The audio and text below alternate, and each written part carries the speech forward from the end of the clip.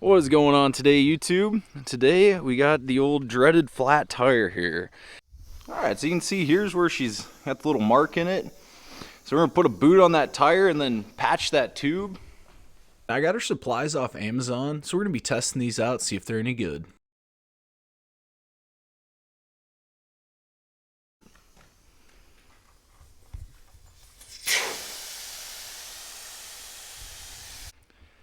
So we got a couple wedges driven in here. Got a little room there between the rim. We're gonna try out this bead breaker, courtesy of Jacob. See if it works here to push that back. Looks like it might actually work there.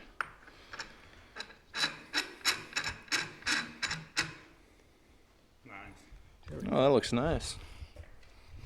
What size is that? Inch and an eighth? What size is that thing? I think an inch and an eighth. This hand bead breaker worked really well. We did have to take a sledgehammer to the side of the tire to help break the rest of the bead, but all in all, this breaker worked pretty good. We used the tire abrasive wheel on a drill to get this tube ready for cement. And you can tell when this rubber cement's ready, it'll start to change colors, and that's when you put the patch on.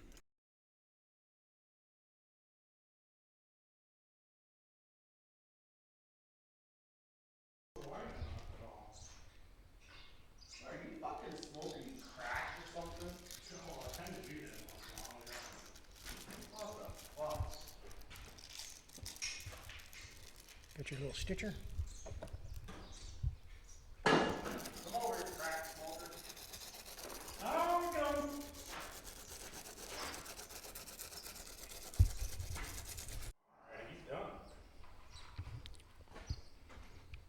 As you can see, our rim is pretty rusty, so we made the best with what we had for cleaning this up.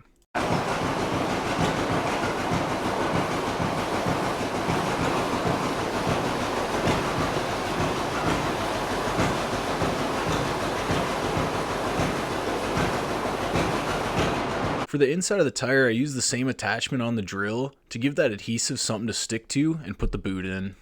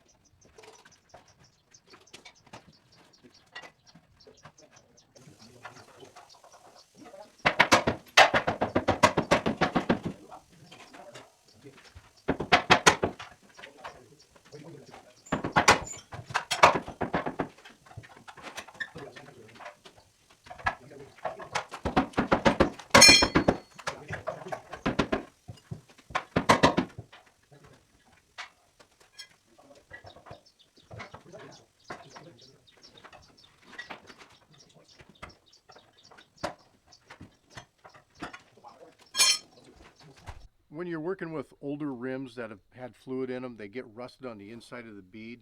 And especially working with an old tire, we put plenty of lubricant on there. So when we put air in the tire to seat that bead, one problem we did have was on the inside, we still didn't get our bead to pop out. So we took the tractor out and we drove it quite a bit, and that actually helped seat that bead on there on the outside and on the inside. Just something to keep in mind.